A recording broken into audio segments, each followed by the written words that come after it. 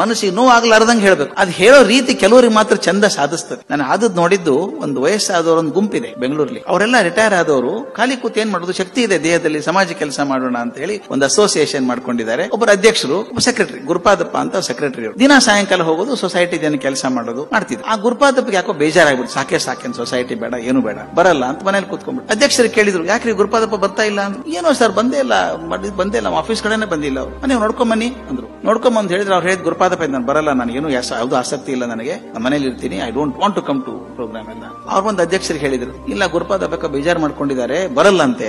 ಆಯ್ತು ಬಿಡಿ ಅಂದ್ರು ಅಧ್ಯಕ್ಷರು. ಒಂದ್ ದಿವಸ ಅವ್ರ ಮನೆಗೆ ಹೋದ್ರು, ಗುರುಪಾದಪ್ಪನ ಮನೆಗೆ ಅಧ್ಯಕ್ಷರು. ದಯವಿಟ್ಟು ಗಮನಿಸಿ, ಒಬ್ಬ ಸುಸಂಸ್ಕೃತ ಎಷ್ಟು ಚಂದ ಮಾಡಬಹುದು ಅಂತ. ಅವ್ರ ಮನೆಗೆ ಹೋದ್ರು, ಬಾಗಲ್ ತಟ್ಟಿದ್. ಗುರುಪಾದಪ್ಪ ಕೀ ಹೋಲಿಂದ ನೋಡಿದ್ರು, ಅಧ್ಯಕ್ಷರು ಬಂದಿದ್ದಾರೆ. ನಾನು ಬಿಡಲ್ಲ, ಮತ್ತೆ ಕರ್ಕೊಂಡು ಹೋಗ್ತಾರೆ. ನಾನು ಹೋಗೋ ಮನಸ್ಸಿಲ್ಲ, ಹೇಳ್ಬಿಡ್ತೀನಿ ಸ್ಪಷ್ಟವಾಗಿ. ನೀವು ನೆನಪಿದೆಯಾ ನಿಮಗೆ, ಯಾರಾದೊಂದ ಮನಸ್ಸು ಹೆಂಗ್ ಕೆಲಸ ಮಾಡುತ್ತೆ ಗೊತ್ತಾ? ಪಟಪಟ ಪ್ರಶ್ನೆ ಉತ್ತರ ಮನಸ್ಸಲ್ಲಿ ಬಂದ್ಬಿಡ್ತಾ ಎಲ್ಲ. ಅವ್ರು ಕೇಳಿ ನೋಡಿ, ಬಾ ಅಂತ, ನಾನು ಬರೋಲ್ಲ ಅಂತ ಹೇಳ್ತೀನಿ, ಬಾ ಅಂತಾರೆ, ನಾನು ಬರೋಲ್ಲ ಅಂತ ಹೇಳ್ತೀನಿ, ಎಲ್ಲ ಡಿಸ್ಕಷನ್ ಮನಸ್ಸಲ್ಲಿ ಮಾಡ್ಕೊಂಡಿದ್ದೀವ್ರು. ಅವ್ರು ಏನ್ ಮಾತೇ ಆಡ್ಲಿಲ್ಲ, ಬಾಗ್ಲ ತೆಗೆದು ಒಳಗೆ ಬಂದ್ರು, ಕೂತ್ಕೊಂಡ್ರು. ಅಲ್ಲಿ ಮೂಲೆಯಲ್ಲಿ ಗೆಸ್ಟ್ಗೆ ಹಾಕಿದೆ ಚಟ್ ತಳಿ ಅಂತ, ಬೆಂಕಿ ಇದೆ, ಚೆನ್ನಾಗಿ ಉದ್ದಿತಾ ಇದೆ. ಅಧ್ಯಕ್ಷ ಬಂದು ಕುರ್ಚಿಯಲ್ಲಿ ಕೂತ್ಕೊಂಡ್ರು.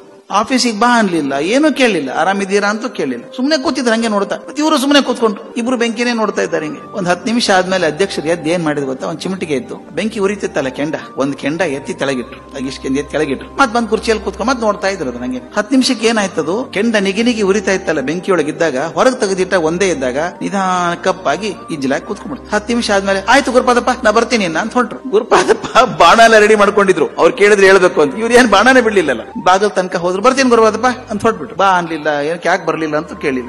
ಗೇಟ್ ವರೆಗೂ ಹೋದಾಗ ಗುರುಪಾದಪ್ಪ ಹೇಳಿದ್ರಂತೆ, ಸ್ವಾಮಿ ನಾಳೆ ಬರ್ತೀನಿ ಆಫೀಸ್ಗೆ ಅಂದ್ರೆ.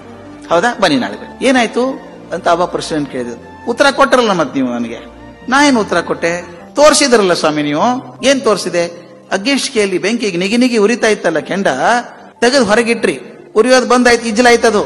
ಸಮಾಜದಲ್ಲಿ ಒಂದಾಗಿ ಕೆಲಸ ಮಾಡಿದಾಗ ನಾನು ಅಗ್ನಿ ಹಂಗೆ ಕೆಂಡದ ಹಂಗೆ ಕೆಲಸ ಮಾಡ್ತೀನಿ, ಒಬ್ಬನೇ ಉಳ್ಕೊಂಡ್ರೆ ಈಜಿಲಾಗಿ ಹೋಗ್ತೀನಿ ಅಂತ ಗೊತ್ತಾಯ್ತು ಸ್ವಾಮಿ, ನಾನು ಸಮಾಜಕ್ಕೆ ಬರ್ತೀನಿ. ನೋಡಿ ಎಷ್ಟು ಚಂದ ಮಾತಿದ್ರಲ್ಲ. ಸಮಾಜಕ್ಕೆ ಬಾ, ಒಳ್ಳೇದ್ ಮಾಡು ಅಂತ ಏನು ಹೇಳಿಲ್ಲ. ಎಲ್ಲಿವರೆಗೂ ಕೆಂಡ ನಿಗಿನಿಗೆ ಆಗಿರ್ತದೋ ಜೊತೆಗೆಲ್ಲರೂ